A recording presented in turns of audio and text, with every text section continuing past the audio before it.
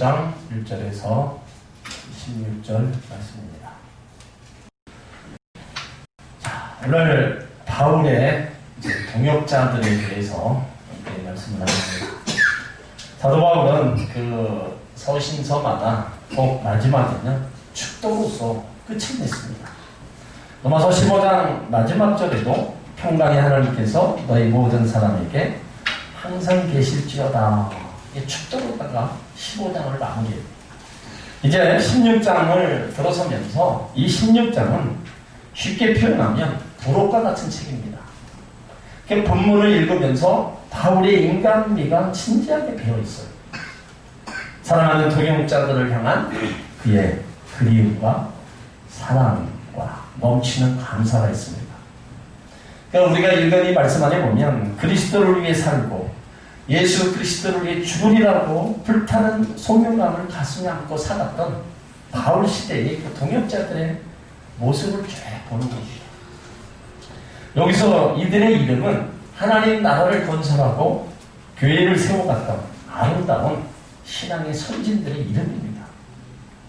이런 걸 보면 언젠가 우리 이름도 이들의 뒤를 이어 다 기록하게 될 겁니다. 아멘 안 하시면 네. 오늘 대략 한 24명 정도의 이름이 나옵니다. 근데 성경에는 읽다 보면 이름이 계속 기록된 장들이 있어요. 마태복음 1장, 누가복음 3장, 역대기 같은 데로 보면 7장, 8장에 계속 이름만 나와요. 근데 그 이름들이 읽기가 쉬우냐? 그것도 쉽지도 않아요. 믿음 좋은 가정에서 가정 예배를 이제 가운데 성경 읽기를 계속 했는데 역대기를 읽다가 계속 이름만 나오니까 지루해. 그래서 그 아내가 이제 그만 이름 나오는 부분 띄워놓고 또 뒤에 읽자. 그래서 남편이 하는 말이 유대인들의 이름이 어렵지만은 그 어려운 이름을 많이 읽으면 머리가 좋아진다. 유대인들이 그렇게 어려운 이름을 많이 읽어서 머리가 좋아졌으니까 우리도 열심히 읽다 보면 머리가 좋아진다. 맞는 얘기인가요? 네? 오늘 등장하는 모든 평신도의 이름은요, 바울이 값비싼 대가를 지불하고 해산의 수고를 다해서 키워놓은 제자들입니다.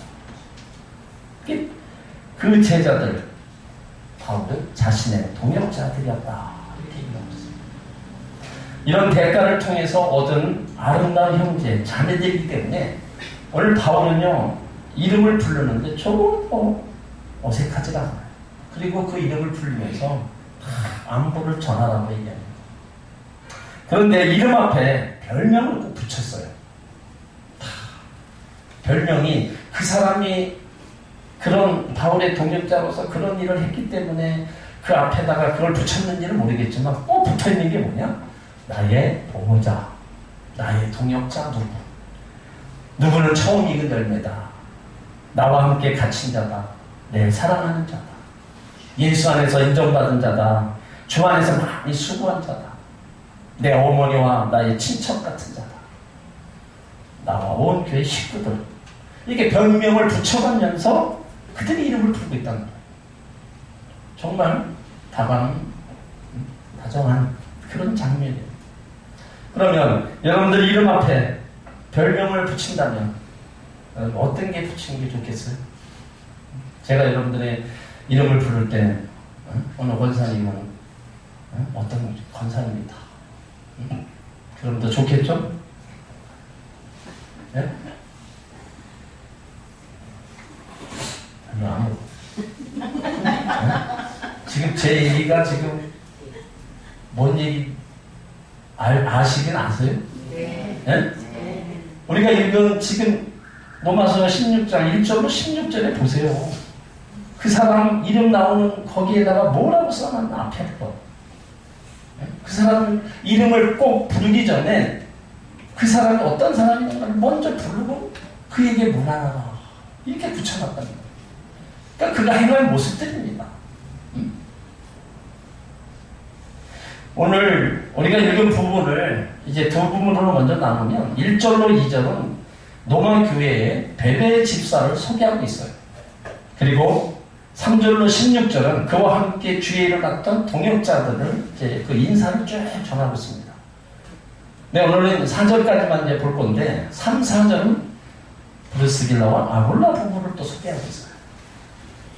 자, 오늘 1절, 2절 편지는 성경 중에 최고의 노마서를 가지고 간 사람을 소개하고 있습니다. 이 서신을 들고 노마 땅으로 간 사람이 누구냐? 베베라는 여자입니다. 바울이 노마서를 고린도에서 썼습니다. 고린도에서 갱그리아는 아주 가까운 곳에 위치한 항구 도시로서 일종의 기독교가 전파되어 교회가 세워진 그 갱그리아 지방입니다. 자, 그래서 오늘 1절을 보면은 내가 갱그리아 교회 일꾼으로 있는 우리 자매 베베를 너에게 청구한다. 여기 베베라는 뜻은 순수하다는 이런 뜻을 갖고 있어요. 그러니까 베베를 소개하는데 무엇이라고 소개해요? 내가 갱그리아의 교회 일꾼이라고 소개하고 있어요. 갱그리아 교회는 바울이 2차 전도 여행을 할 때 소원을 이루기 위해 삭발까지 하면서 전도에서 세운 교회입니다. 그러니까 베베를 이렇게 교회 일꾼으로 소개하고 있는 거예요. 바울이 로마 교인들에게 문안 인사하면서 첫 번째 여자 이름을 등장시키는 데는 당시로서는요 혁명적이고 파괴적인 일입니다. 당시 유대 남자들은 아침마다 드리는 기도 중에 하나가 하나님 감사합니다. 나는 여자로 태어나지 아니하고 내가 이방인으로 태어나지 않음을 감사합니다. 그 당시 로마 철학자 세네카레이 그랬고 많은 철학자들과 함께 여자도 사람인가 하는 문제를 가지고 논쟁을 했다. 여자를 사람으로 여길 것인가 짐승으로 취급할 것인가 이 정도로 여자들이 유린당한 시대였어요. 이런 시대적 상황에서 바울이 여집사 베베를 로마 교인들에게 당당하게 추천하고 있는 겁니다. 여기 일꾼이란 말은 남을 섬기는 자, 바로 종이라는 의미예요. 성경에는 일꾼이라는 말을 집사라는 말입니다. 집사는 일꾼입니다. 말꾼이 아닙니다. 교회는 일꾼이 필요하다는 거죠. 말꾼이 필요하지 않습니다. 여기 갱그리아 교회 일꾼이라는 말은 그 교회 일꾼 중에 일꾼이고 집사 중에 집사라는 말이에요. 그러면 우리 모두도 바로 이런 일꾼 중에 일꾼, 또 집사 중에 집사, 성도 중에 성도, 이런 하나님의 자녀가 되어야 될 줄 믿습니다. 일거리만 만드는 사람이 아니라 말없이 꾸준히 봉사하는 바로 일꾼이 바로 집사라는 거예요. 그래서 집사의 뜻, 일을 챙긴다, 일을 잡는다, 이런 의미를 가지고 있습니다. 그래서 집사는요 항상 일거리를 찾아서 하는 사람이에요. 교회에 들어와서 그저 어디 뭐 할 일 없을까? 밖에 나가서도 그저 뭐 주일을 일이나 어디다 가지 일이나 없을까? 가정에서도 마찬가지예요. 가정에 들어가면 뭐 해야 될 일이 없나 이런 거죠. 그런 분들이 일복을 타고났다고 그러죠. 그거는 성경에서 얘기하는 건 뭐예요? 항상 일거리를 찾아서 하는 거예요. 그러니까 교회든 어디든 마찬가지입니다. 일을 찾으면 얼마든지 있어요. 근데 찾지 않으면 없습니다. 하나님은 일하는 소에게 마음을 씌우지 않는다 말씀하고 있어요. 이 말씀은 일하는 일꾼에게 능력도 조건도 축복도 은혜도 다 주신다는 겁니다. 일을 시키는데 공짜로 시키지 않는다는 거죠. 거기에 대한 하나님이 주시는 그런 은혜가 분명히 있다는 겁니다. 오늘 바울은요 베베를 우리 자매라고 소개하고 있어요. 우리 자매 베베를 찬양한다. 왜 자매라고 부르는가? 우리 모두는요 예수 안에서 한 피마다 한 몸이는 형제 자매들입니다. 다 영원한 형제의 자매라는 거예요. 또 자매라고 하는 말 속에는 교제의 뜻이 들어 있습니다. 일 잘하는 것도 중요하지만 교회 안에서 잘 어울려 교제하는 것 또한 더 중요하다는 거죠. 그러니까 봉사도 잘해야지만 교제도 잘해야 된다는 거죠. 근데 교회를 혼자서 할 수 없기 때문입니다. 그리고 여기 청구하노니 추천한다는 거죠. 여러분, 사람을 추천한다는 말 보통 힘든 게 아닙니다. 어떤 사람을 추천해요? 실력도 있고 인격도 있고 신앙도 인정받을 만한 사람을 바로 추천한다는 거죠. 아무나 추천하지 않습니다. 인정할 수 있는 사람이라면 한다. 그래서 오늘 2절에 로마 교회가 그를 마땅히 영접해야 할 이유를 이제 말하고 있어요. 자, 2절을 다 같이 읽습니다. 너희가 주 안에서 성도들의 합당한 예절로 그를 영접하고 무엇이든지 그에게 소용되는 바를 도와줄지니 이는 그가 여러 사람과 나의 보호자가 되었습니다. 너희가 주 안에서, 우리 모두 주 안에 있는 자들입니다. 간혹 주 안이 아니고 주 밖에 나가는 사람들이 있어요. 이건 주님이 슬퍼하시는 일입니다. 오늘 이 베베는요, 주 안에 산 자가 있어요. 그러므로 바울은 로마 교인들에게 주 안에서 합당한 예절로 베베를 영접해달라 지금 얘기하고 있어요. 그럼 주 안에서 산다는 뜻이 뭐예요? 한마디로 자신을 죽이고 자신의 수단, 방법, 생각, 주장 버리는 거예요. 예수님 말씀대로 살아가는 사람이 주 안에 있는 사람입니다. 그러니까 나는 잘못 없고 주님만 보여지는 거죠.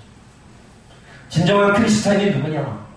결코 자기 중심, 자기 자랑, 자기 고집, 자기 기분에 따라 교회에 일하는 자가 아닙니다.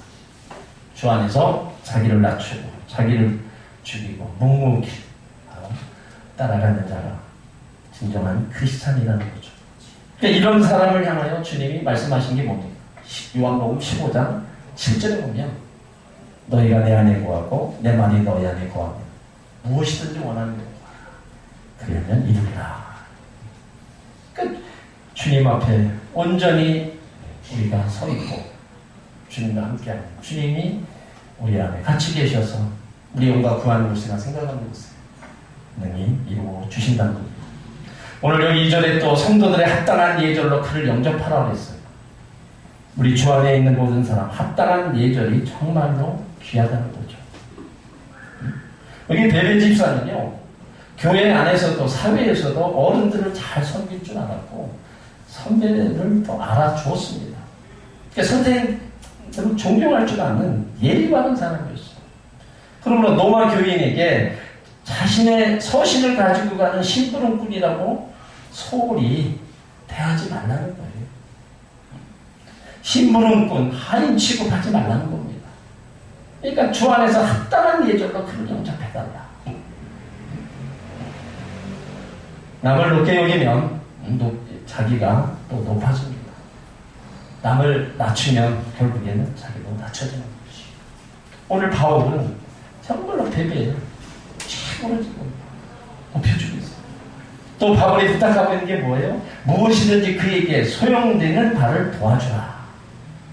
먹고 자고 필요한 모든 것을 도와주라는 뜻입니다.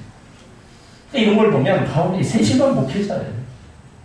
외국에 가면 여러 가지 필요한 것들이 많습니다. 그래서 그 필요한 것은 다 도와주라. 그걸 지금 부탁하고 있는 거예요. 왜 도와주라고 하느냐? 이는 그가 여러 사람과 나의 보호자가 되었습니다. 베베는요, 여러 사람을 도와준 사람입니다. 갱그리아 지방 동서교통의 중심지여서 다른 지역의 성도들이 많이 왕래를 했어요. 그런데 그때마다 베베는요, 예수의 사랑으로 그를 영접했고 한두 사람이 아니고 여러 사람을 다 도와줬습니다. 또 바울은 이 베베를 뭐라고 해요? 나의 보호자라고 소개하고 있어요. 나의 보호자. 그러니까 전설에 의하면 이 베베는 과부였습니다. 그리고 유식하고 유능하고 돈도 많은 여집사였어요. 과거 태양신을 숭배하는 우상 종교에서 떠나 예수 믿고 기독교를 개정해서 구원을 얻은 감격을 발견합니다. 그래서 그때부터 하나님의 일에 헌신한 사람. 그는 병자들을 돌봐주었고 가난한 자들을 구제했고 소외당한 자에게 복음으로 그들을 세워줬어요. 특별히 복음을 전하는 주의 종들을 잘 대접했습니다. 바울의 물질적인 모든 것을 후원에 아끼지 않았어요. 또 바울이 불체병이 걸렸을 때도 그 지병으로 고통받고 있을 때 친절한 하나도 이 베베 집사가 다 해줬습니다. 그러니까 바울이 얘기하는 게 뭐예요? 나의 보호자였다. 나의 보호자. 보호자란 누구를 위해서 앞장선다는 뜻입니다. 바울의 선교사에게 경제적으로 도움을 주고 그의 모든 삶에 정말로 같이 보호자로서 선교 후원자로 함께했던 그 베베였다는 것을 바울이 지금 편지에다가 로마 교인들에게 지금 알려줍니다.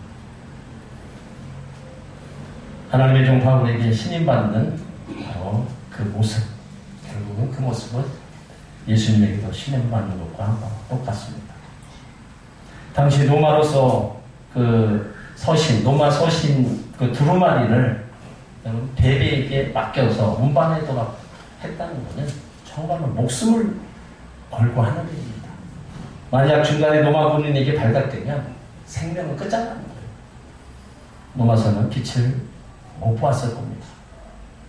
아놀드 토임이라는 학자는 바울을 싣고 간 배가 구라파에 운명을 싣고 갔다. 그 정도로 얘기를 했어요. 그 여집사 베베가 바울이 쓴 성경을 가지고 사건은 엄청난 의미를 가지고 있어요. 기독교 교리의 진수인 이신득의 신앙을 싣고 간 사건입니다. 또 기독교의 터를 예수 그리스도의 십자가의 보혈로 세우는 또 사건이에요. 여기 로마서 13장 11절로 14절 말씀은 어거스틴의 마음을 희심시켜 성자가 되게 하고 기독교 신앙을 수립한 그런 사건입니다. 또 로마서 1장 17절 마틴 루터의 마음을 감동시켜 종교개혁을 이루어나간 그 역사의 장을 바로 이 로마서가 있어서 그런 일들을 이루어나갔다는 거예요. 특별히 여러분 로마서 13장 11절로 14절을 한번 보세요. 우리가 다 돌아봤는데 다시 한번 읽어보겠습니다. 어거스틴의 마음을 회심시켜 성자가 되게 한 귀한 말씀입니다. 로마서 13장 11절로 14절 같이 있습니다. 또한 너희가 이 시기를 알거니와 자다가 깨울 때가 벌써 되었으니 이는 이제 우리의 구원이 처음 믿을 때보다 가까웠습니다. 밤이 깊고 낮이 가까웠으니 그러므로 우리가 어둠의 일을 벗고 빛의 갑옷을 입자. 낮에와 같이 단전히 행하고 방탕과 술 취하지 말며 음란과 호색하지 말며 쟁투와 시기하지 말고 오직 주 예수 그리스도로 옷 입고 정욕을 위하여 육신의 일을 도모하지 말라. 여러분 어거스틴이 얼마나 방탕한 삶을 살았어요? 그 어머니의 그 끊임없는 기도, 결국은 어거스틴이 이 로마서 13장 11절로 13절 말씀을 읽으면서 완전히 본인이 돌이킨 거예요. 내가 이렇게 살아서는 안 되겠구나. 이 말씀이 살아있는 말씀이기에 어거스틴이 완전히 바꿔. 또한 너희가 이 시기를 알거니와 자다가 깰 때가 벌써 되었으니 이는 이제 우리의 구원이 처음 믿을 때보다 가까웠습니다. 밤이 깊고 낮이 가까웠으니 그러므로 우리가 어둠의 일을 벗고 빛의 갑옷을 입자. 낮에와 같이 단전히 행하고 방탕과 술 취하지 말며 음란과 호색하지 말며 쟁투와 시기하지 말고 오직 주 예수 그리스도로 옷 입고 정욕을 위하여 육신의 일을 도모하지 말라. 그러면 여러분들이 하나님 말씀 가운데 내가 이 말씀을 통해서 나의 삶이 주께로 돌아왔고 이 말씀이 나를 변화시켰다. 이런 말씀들은 우리가 가지고 있어야 된다는 거죠. 로마서 1장 17절이 복음에는 하나님의 의가 나타나서 믿음으로 믿음에 이르게 하나니 기록됩니다. 오직 의인은 믿음으로 말미암아 살리라. 이게 루터가 이 말씀을 붙잡고 종교 개혁을 당해야 하는 거예요. 그러니까 로마서가 여러분 얼마나 우리 성경 중에 보석이라고 하는 것이 로마서. 이 로마서를 바울이 고린도에서 써서 베베 집사한테 이거를 전달해주는, 갖다 주라. 너가 필요해. 그것이 결국에는 다 전달이 돼서 이 로마서가 결국에 많은 사람들을 변화시키고 성경 중에 가장 귀한 보석으로 지금까지 내려옵니다. 그러면 여러분 로마서를 한번 시간 날 때마다 한번 읽어보세요. 거기에 복음부터 시작해서 같은 우리가 신앙생활 해야 될 그 말씀들이 그대로 다 기록되어 있습니다.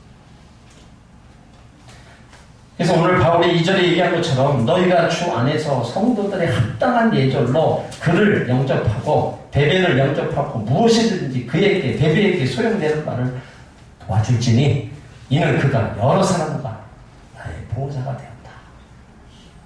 여러 사람을 도와주고 나의 보호자의 역할을 감당하는 이 배변을 너희도 잘 맞이해달라고 맞이해주라고 부탁하고 있는 겁니다.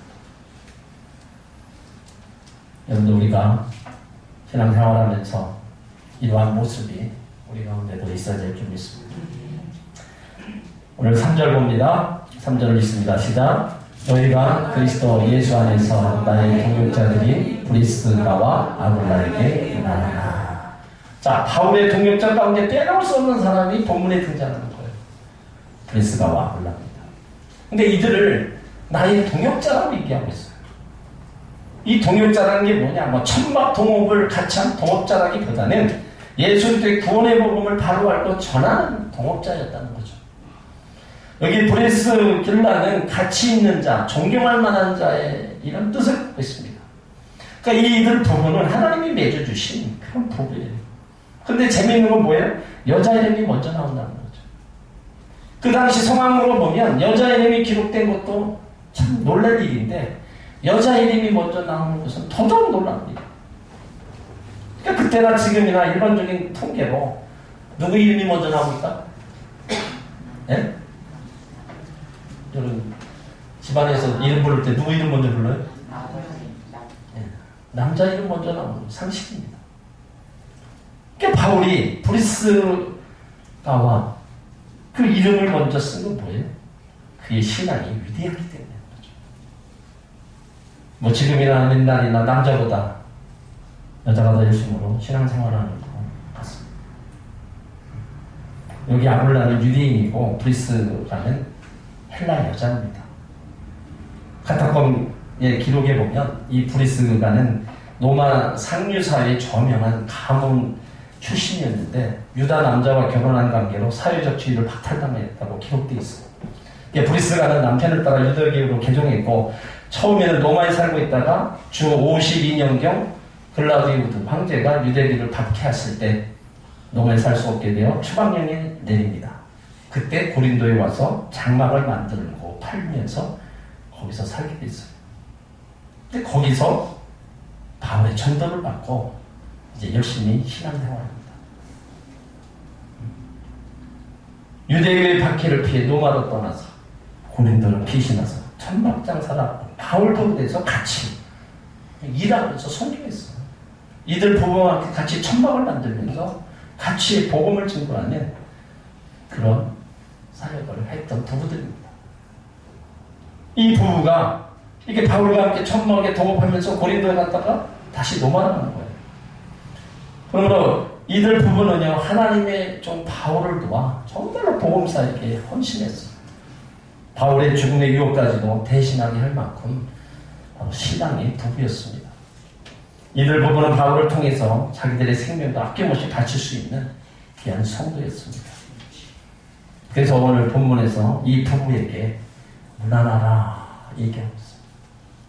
자, 고린도전서 16장 19절을 한번 보세요.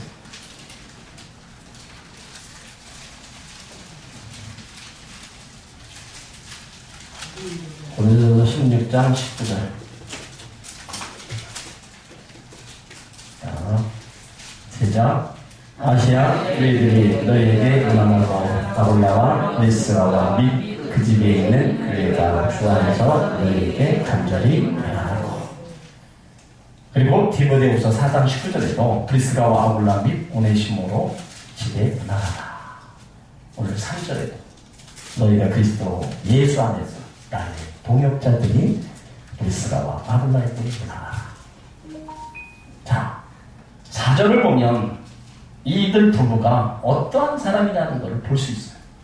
자, 4절을 읽습니다. 저희는 내 목숨을 위하여 자기 목이라도 내어 놓았나니 나뿐 아니라 이방인의 모든 교회도 저희에게 감사하노라. 자, 이들 부부는요 주의 종을 위해서라면 목이라도 내어놨다. 여기 목을 내어놨다는 말은 주님을 위한 것이고요. 복음 전하는 것이 주님을 위한 것임을 확실히 알았기에 복음 사역자를 위해 목숨 걸고 충성한 겁니다. 목숨 걸고 충성한 겁니다. 오늘 이와 같은 분들이 있습니까? 없습니까? 예? 있어요? 없어요?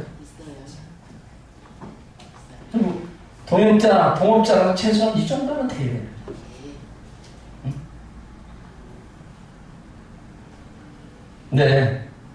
어느 목사님 설교를 듣다가 이 부분에 대해서 한 얘기가 참 기억에 남아요. 목숨을 내놓기커녕 자기 일도 자기가 예수 믿는 것도 보고하는 분들이 너무나 많다. 주의 종을 위해서 같이 목숨 걸고 충성하는 그런 것보다도 자기 신앙 지키고 자기 믿음 지켜나가기도 힘들어하고 보고하는 성도들이 너무나 많다. 그런 분들한테 목을 내놓으라, 헌신하고 충성해라. 그것이 과연 들려지겠느냐.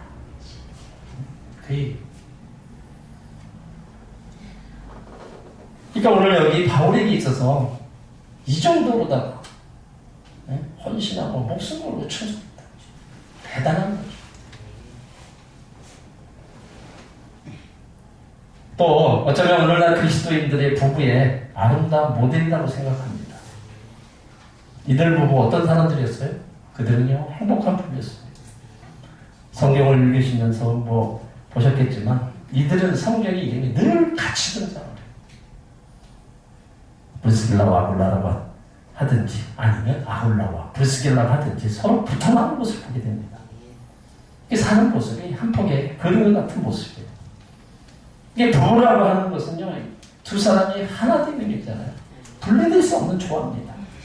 기쁨과 슬픔을 함께하는 것이 부부고 고와 낙을 함께하는 것, 기와 천을 함께하는 것이 바로 부부의 모습이에요.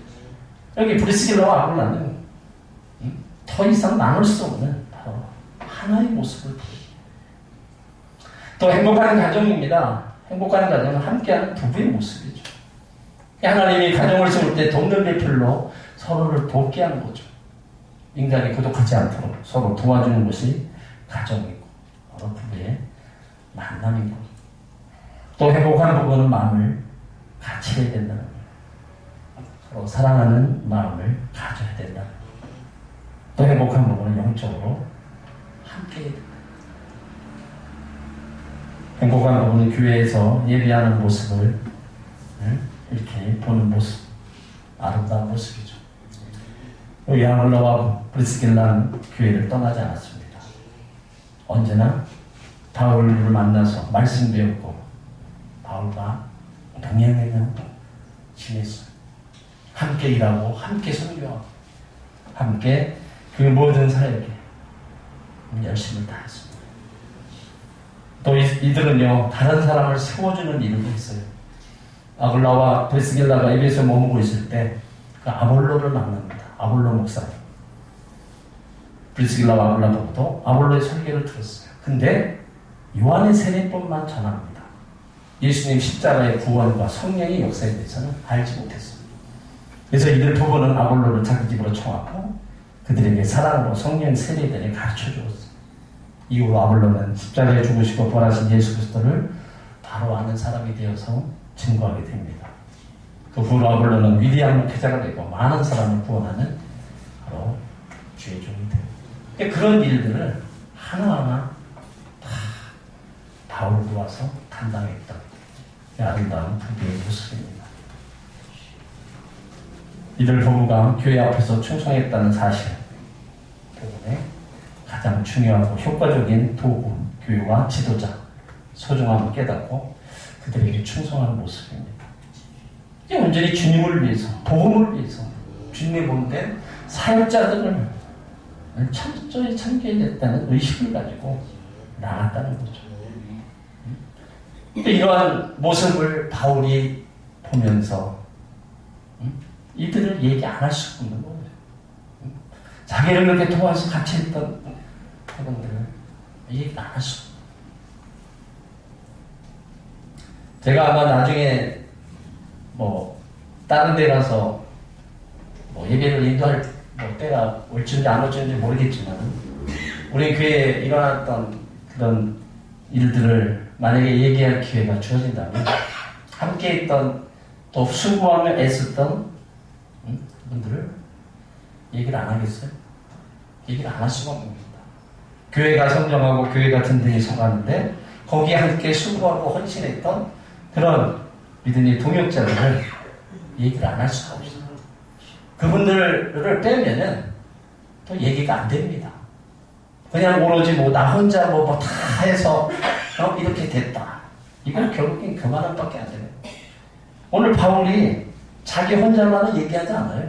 자기를 도왔던 그 동역자들의 이름을 다 부르면서 내가 그들과 함께 하나님 나라를 위해서 이렇게 달려갔다는 걸 얘기해 줍니다. 바울의 겸손한 모습도 또 바울의 그 진실 어린 사랑이 다 거기에서 묻어나는 겁니다. 그러니까 우리가 교회에서 헌신하고 충성하는 그런 모든 부분들이 얼마나 우리가 아름다운 얘기죠. 그것은 뭐 죄종이 볼 때도 그렇지만 하나님 보시기에도 그렇게 아름다운 모습이란 겁니다.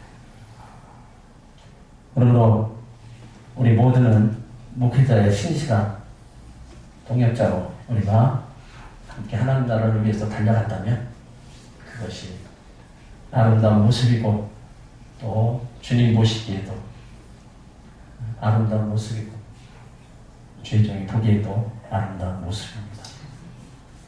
이들은 목숨을 내어놓고 싶을 정도로 존경하고 사랑하는 목회자를 두었다는 것은 교회의 축복이죠. 그들을 위해 생명을 내어놓는 성도가 있다는 것 또한 목회자의 기쁨입니다.